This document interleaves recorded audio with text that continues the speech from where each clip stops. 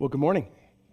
Happy Easter and welcome to New Life. Thanks so much for choosing to spend part of your Sunday morning with us. I know we say this all the time, but literally some of you probably never heard it before.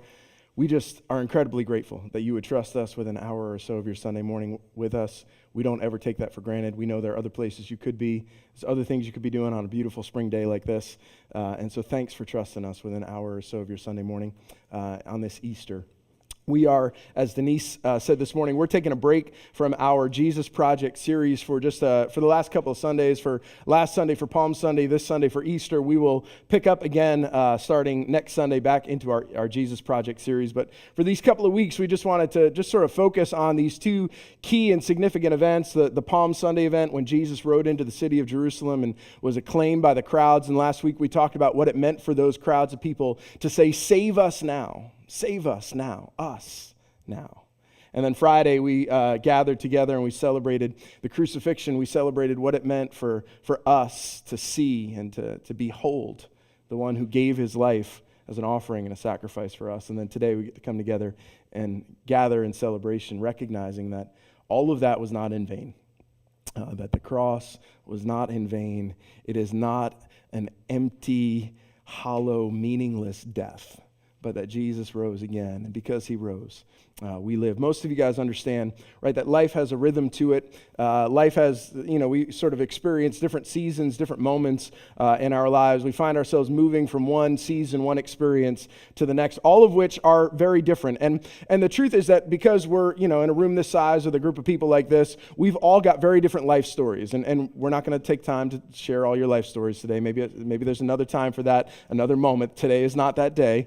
And some of you are very grateful for that. And so we recognize, right, that even though we all have different experiences, there are some common themes that we experience in our lives. And most of us at certain points in our lives have what we call a mountaintop sort of experience, a very almost spiritual for some of us, very sort of powerful, overwhelmingly emotionally joyful experience. And some of you can recognize, you can remember back to certain moments that you had and you were like, that was like the best of this life. And for some of you, it was literally a mountaintop experience. For some of you, it's like literally you like to climb mountains, you get to the top of the mountain, you look around. I don't like that because I'm scared to death of heights. And so you all experience great joy while you're up on top of the mountain. You're like, wow, this is amazing. I'm going to die. I'm going to fall off somehow. I don't know how, you guys, but, some of you guys love that. We enjoy these moments, right? We enjoy these experiences that we have in life because to some extent or another, and whether you think about it like this or not, maybe you'll think about it like this from here on out, you are experiencing a little piece of heaven on earth in those moments. When you have that experience and you feel that overwhelming sense of joy, it's like for just a few moments, it's like heaven has broken into the earthly, mundane, ordinary experiences of your life, and you feel something that you can't feel anywhere else and you can't experience anywhere else. And what you know is that those mountaintop experiences inevitably give way to normal life again, right? Like inevitably, you don't stay in these mountaintop experiences. At least if you do, I'd like to know your secret. But most of us, we don't live, on the tops of mountains experiencing overwhelming peace, joy, and the sense of heaven breaking into earth. At some point or another, you go back to work, and you go back to the boss, and you go back to the coworkers, you go back to family, you go back to all of the different responsibilities of your life, and life cycles through what we kind of think of as just normal, ordinary life. And then at some point or another, you experience what we would call a valley. You go through something really, really difficult, really, really painful. And when you go through those difficult and painful experiences and you find yourself in those valley experiences, what you feel at some point or another is that you may not ever be happy again. You feel like, I don't know if I'll ever experience that mountaintop experience. And for some of you, it's not just I'll experience the mountaintop experience. For some of you, you go through such difficult things and such difficult experiences in your life that you wonder if I'll ever feel normal again. Never mind feel a mountaintop experience. Never mind feel that sense of heaven coming to earth again. There's a piece of you that wonders, will I ever just feel like I'm living an ordinary, normal, mundane sort of life? And I've noticed, and you've noticed, mountaintop experiences tend to they fade. They come and they go. Normal life is always there. But for some people, when we experience a valley, it's like we get stuck there. And you've known people like this, and some of you have been people like this, and maybe, let's be honest, some of you are a person like this, maybe even sitting here this morning in this moment, where you've experienced some stuff that if we were to start to share your story, and again, we're not going to do that, but if you were to start to share your story, there would be people in the room who would be like, I don't know how you ever lived through that. I don't know how you walked your way in or out of that. I don't know how you're still here today experiencing any sort of life, because the things that you've experienced in this life and the experiences that you've had are so difficult, so traumatic, so painful, and it's very easy when you feel like that to just get stuck there and to just stay there. So this morning, we're going to ask about whether or not the story of Jesus has anything to say with people who tend to get stuck in valleys. Because if there's anything that we should understand, it's that the disciples experienced this very mountaintop experience, the one that we talked about last Sunday when the crowds of people, rolled into Jerusalem and Jesus rode in on the donkey and the crowds are saying, "Save us now, Hosanna to the Son of David, blessed is he who comes in the name of the Lord. This is the one that we've waited for. This is our Messiah. This is our King." I mean, if you're in the crowd and you're one of the disciples on that day, all these three plus years of your life that you've invested in this person of Jesus, you feel like all of your dreams are coming true. It's like, this is the thing that we've been waiting for. Finally, Jesus is going to come out of the shadows and he's going to come into the city of Jerusalem and we're going to crown him king. And when we crown him king, we're going to get to rule and to reign with him. And within 5 days, they feel like they have not just returned to normal life, it's like they fell off the cliff. And time had stopped. I mean, again, if you go think about 5 days from Palm Sunday, the absolute elation and joy, heaven on earth that you must have felt in those moments. So just 5 days later, watching the one that you've invested your whole life in, crucified, dying on a cross, buried in a borrowed tomb outside of the city. Because what all the gospel writers agree on, and again, we've talked about this through the course of this series, all 4 gospel writers agree on the basic facts of what happened on that early Sunday morning. That on Friday night, Jesus was crucified.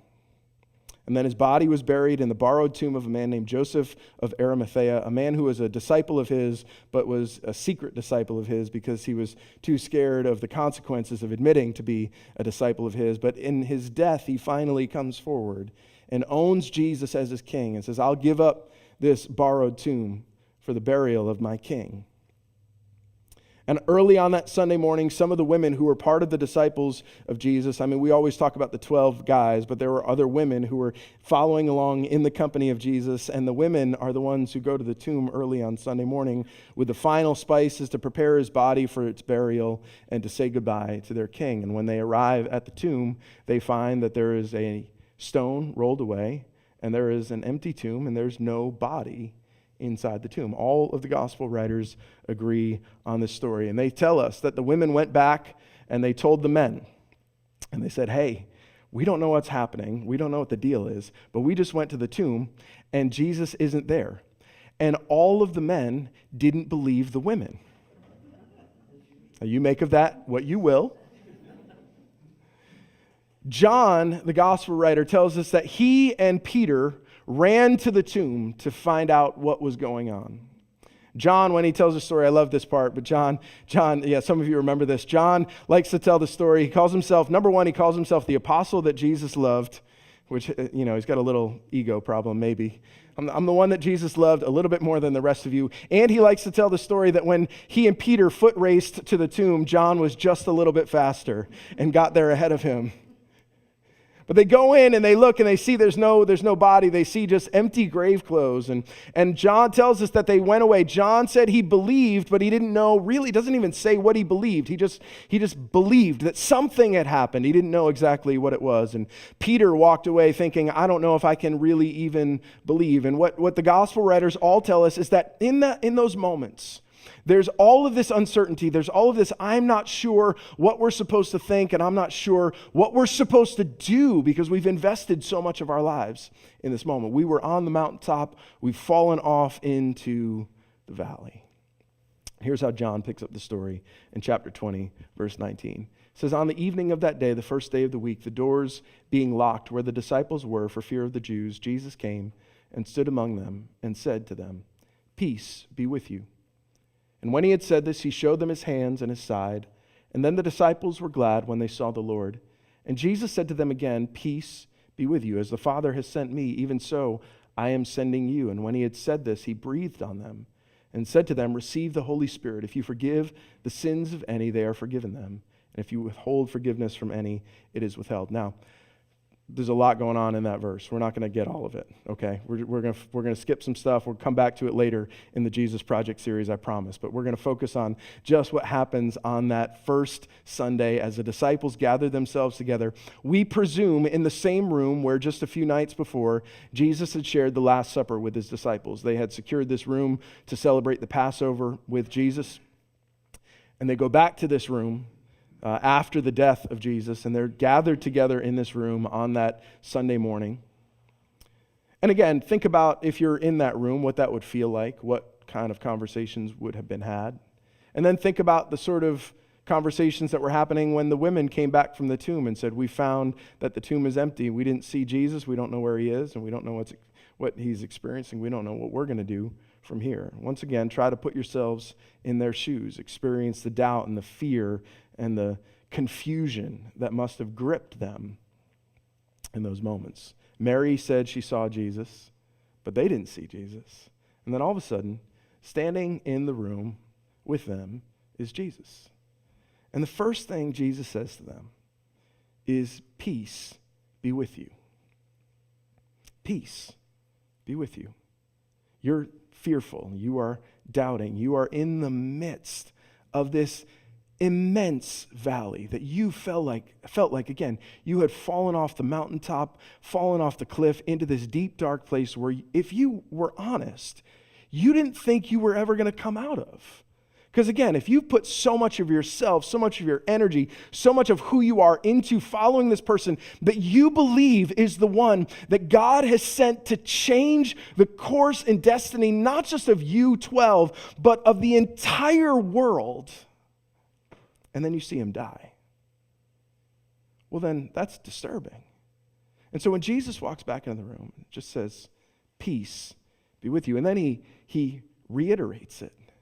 Peace be with you again, just in case you missed it the first time. I've shown up here to be with you, to give you the peace that would lift you up out of this sadness, that would lift you up out of this valley that you have fallen into, that you can't see your way out of. I am offering you an overwhelming sense of joy in this moment. I'm not just going to lift you off the floor of the valley. I'm going to lift you back up again. Now think about it. It's a roller coaster ride. I'm going to lift you back up to this mountaintop sort of experience where you would sense and you would feel again as if heaven was rushing into earth, because Jesus offers this peace that for them is worth celebrating. He says, I'm going to give you something to have joy over that will not just last you for today and tomorrow and for the next week, but will last you for the entirety of your lives. And I don't think that the disciples lived their lives forever on these mountaintop experiences, but I think you could understand that even when life returned back to normal, ordinary, mundane life, they carried with them what they felt and what they experienced in that moment when they saw Jesus in the room with them. I'm sure they eventually returned to normalcy.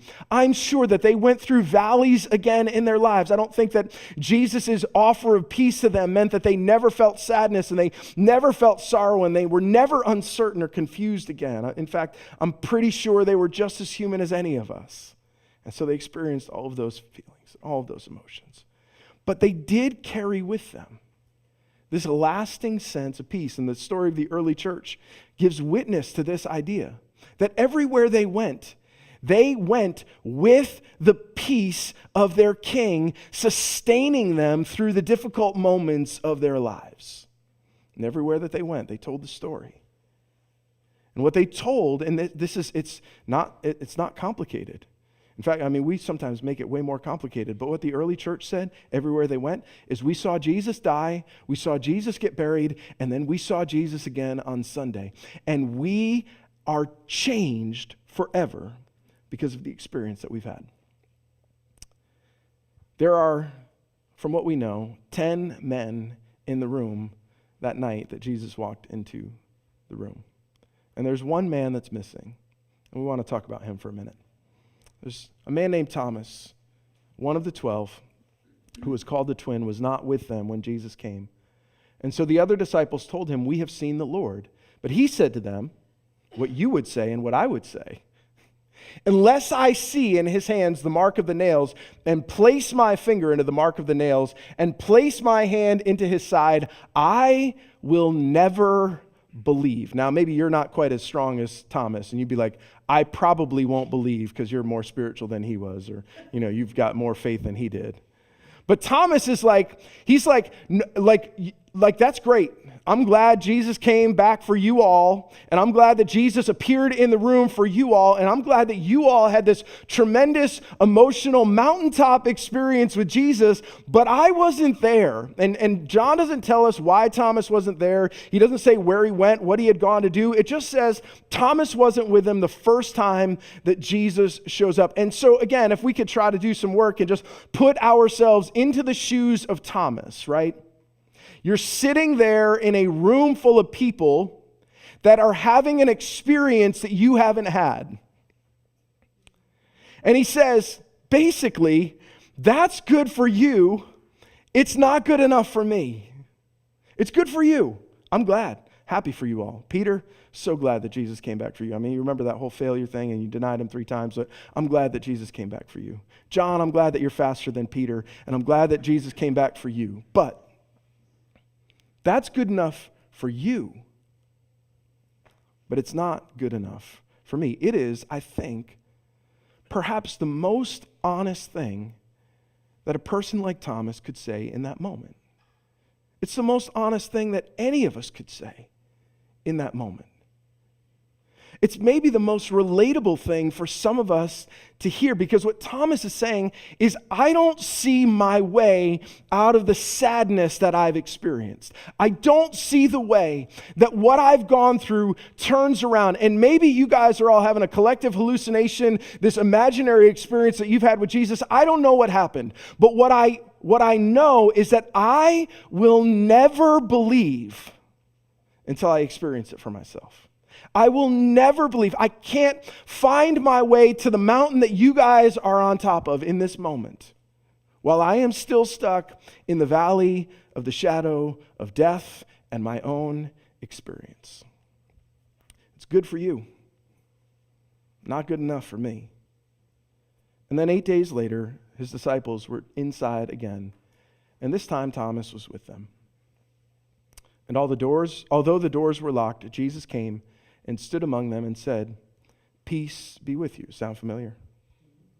And then he said to Thomas, "Put your finger here and see my hands, and put out your hand and place it in my side. Do not disbelieve, but believe." And Thomas answered him, "My Lord and my God." And Jesus said to him, "Have you believed because you've seen me? Blessed are those who have not seen and yet have believed." 8 days later, Jesus shows up to the same room with mostly the same people. And the one distinction that John makes in the story is that this time, Thomas, doubting Thomas, that guy who gets that bad rap because, he didn't believe the first time, but none of them believed when the women came back and said, "We haven't seen the body." Doubting Thomas, who everybody thinks is, this terrible person, like how dare he not believe? Well, what would you have done? What would I have done? I would have believed. No, you wouldn't. Stop. Let's not lie. We're in church. We shouldn't lie on Sunday. Easter Sunday. Of all Sundays, we shouldn't lie today. Of all the days, right? 8 days later, back in the room. And when Jesus comes, John tells us that he said the same thing to them that he said the first time that he showed up. He said, peace be with you. Now, again, I want you to think about being in that room. Do you think that Jesus came back to say the same thing to the other 10 guys? Or do you think he came because he knew Thomas was there, and he knew that Thomas was experiencing all of the stuff that he was experiencing? Now, again, think about this. This has gone on now for a week of listening. If you're Thomas, a week of listening to Peter, who you know was talking about it, and John and James and Andrew and even Bartholomew probably, like who you don't even remember was one of the disciples. But like all of these guys are saying over and over, this is what we've seen, this is what we've experienced. Can you imagine living in the room with those people? How absolutely intolerable it would have been. And then Jesus comes back. And he comes back for Thomas, to offer Thomas personally what Thomas had not been able to experience at the word of someone else. Comes back to offer to him, Thomas specifically, peace be with you. Peace to you who are stuck in your sadness and in your sorrow. Peace to you stuck in the valley. Peace to you stuck in the place where you can't see your way out into faith again. And perhaps what Thomas hears, and maybe this is just my imagination, but this is how I think he heard it.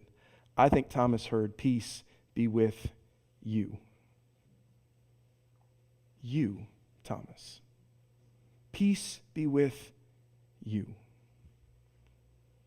With the emphasis on the extension of that offer to just this one person, the one for whom Jesus felt it was important enough to return, the one who had been stuck in sadness, sorrow, disbelief, confusion, doubt, and fear, stuck in the experiences of his life that he couldn't see his way out of. And when Jesus comes back, he speaks directly to that one person in the room who didn't believe, to the one person in the room who couldn't believe. It says, peace be with you. Oftentimes, I think that people who believe like we do are painted as somewhat naive and maybe a little bit childish because of our faith. Some people may assume that, and maybe people have said to you, or I know certainly people have said it to me, that having faith like this is like whistling through the graveyard of your life. Just trying to convince yourself.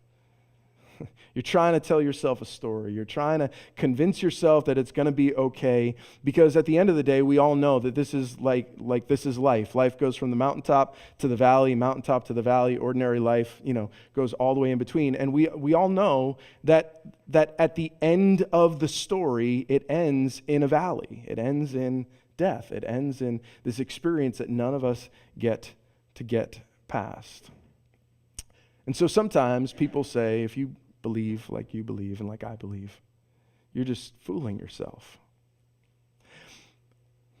And I wonder if we could, again, just think about Thomas in that moment. Think about how irrational it would have been for Thomas when he sees Jesus and experiences this for himself to stay stuck in his sadness and in his disbelief. See, everyone else thinks, well, that's irrational, that's childish, that's, just kind of foolish, that's whistling in the dark.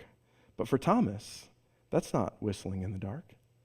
That's not foolishness. That's the only rational, sane thing to do when Jesus came back to the room to speak to you.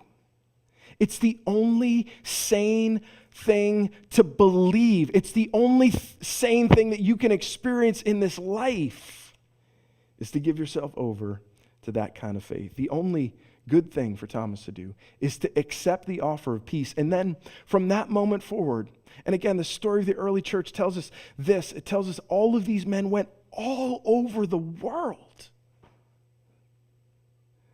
And to some extent or another, here's what they said wherever they went: peace be with you. Peace be with you. In fact, if you grew up going to Catholic church, you know that, don't you? It's like built into our experience of faith is we remind ourselves over and over and over again, this is the extension of the offer from Jesus. It's peace be with you. Wherever you are, however you came in, whatever you experienced on your way to this moment. Peace be with you. So let's talk about you for a moment.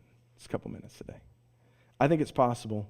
In fact, in a room like this, with a bunch of people, bunch of different stories, gathered together from all different kinds of backgrounds and all different kinds of experiences, that it's not just possible, but it's incredibly likely that some of you have experienced things in this life and in this world, that if we were to hear them, we would say with you, I don't see my way out of this. I don't see how to get to where you all are. I don't see how to get to the place where, you like sing loud, maybe you raise your hands and you clap along and you experience this exuberance and this joy and this overwhelming sense of heaven coming to earth. Because you feel like you're just stuck in the valley of the shadow of death. And it's possible that if you experience and if we experience the things that you experience, we would say something along the lines of what Thomas said on that first Easter Sunday to the rest of the guys. Again, this is just my paraphrase. Good for you, but not good enough for me. It's possible that you feel like Thomas did on that day, that Thomas was alone in a room full of believers. Does that sound familiar to anyone? Because it's not just possible, it's probably likely that here in a room like this, some of you are saying, good for you. You're already a believer. You've already, found Jesus. You've found, you believe all of this stuff. Good for you. But I feel very alone, and it would have felt very alone, very isolated, very difficult. And so and I mean this sincerely, my sympathies go to you because you're like surrounded by a bunch of people who believe this thing, and you're like, I don't know where I stand with that. Like, that's great. It's a great story, and I wish I could, and I hope I could, and I wonder if one day I will be able to feel that way. And here's what I believe. I believe that Jesus is still drawn to those who are stuck in sadness. I believe that Jesus is still drawn to the people who can't believe. In fact, if you look at the story of Jesus throughout the course of the Gospels, what you find repeatedly is that the ones that Jesus keeps going back to and going back for are the ones who feel like they can't believe. And Jesus keeps showing up to people like that. And he keeps telling them and keeps showing them and keeps inviting them and keeps extending to them the offer. Peace be with you. Peace be with you. Peace be with you. Peace be with you. And at some point or another, they hear it and they finally accept and receive it for themselves. And so my sincere hope today, this morning, is this, that if you find yourself alone in a room full of believers saying that's good for you, but it's not good for me, I want you to know this morning, and I mean this in all sincerity, the only reason we showed up today is for you. The only reason we're here today is for you. The only reason that we do all of this stuff is for you. Because look, let's be honest. I believe. You might think I'm ridiculous and you think I'm childish and naive and whatever it is, but we're not doing this for me. We're doing this for you.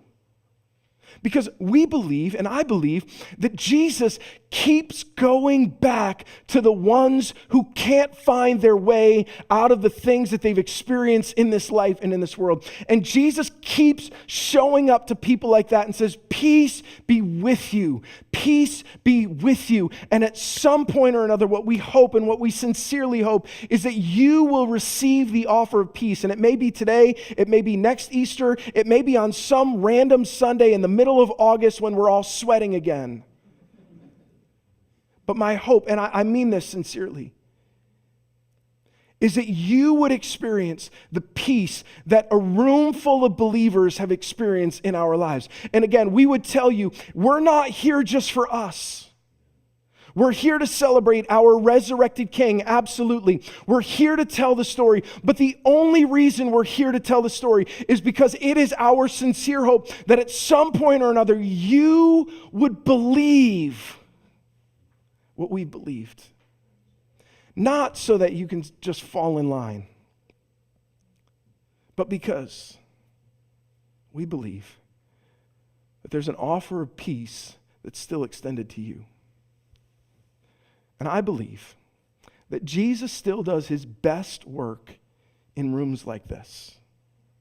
Jesus still does his best work in rooms that are filled with a bunch of believers and maybe an unbeliever or two who says, I don't know. Really? Good for you, not good enough for me. And I think that to people like that, Jesus keeps coming back over and over again to say this: peace be with you.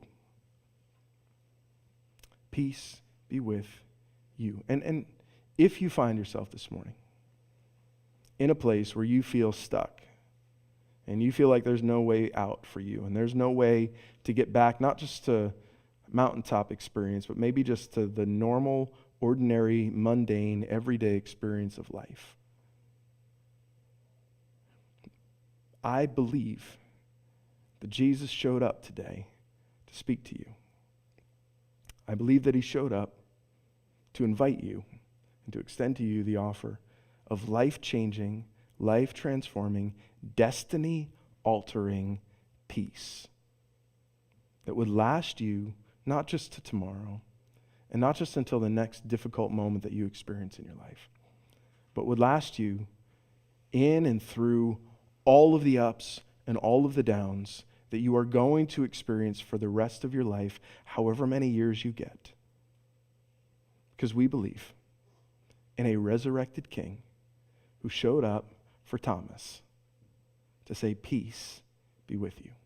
Would you pray with me this morning? Jesus, I'm grateful that you still do work in rooms like this. And so this morning, we recognize that some of us are sitting here today and we believe we're in. We've confessed, we've gotten baptized, we've done all the things, and we are so grateful to be able to celebrate this moment, this resurrection. And we also recognize that there's some who walked into this room today and they're confused and they're just doubting and they're fearful and they feel like there's no way for them to believe. Maybe for the first time, maybe for them to believe again. And so Jesus, I pray, in these next few moments as we sing and we close our time together, would you walk into this room and would you maybe sit next to some of us who need that offer of peace? And would you allow us to hear your words, your voice, peace be with you? And Jesus, I pray for some of us this morning who are stuck in our sorrow and in our sadness, that today would be the day that we receive the offer of peace, that heaven would come to earth, and that joy would transform our sorrow and sadness, and peace would sustain us for the rest of our lives. It's in your name that we pray. Amen.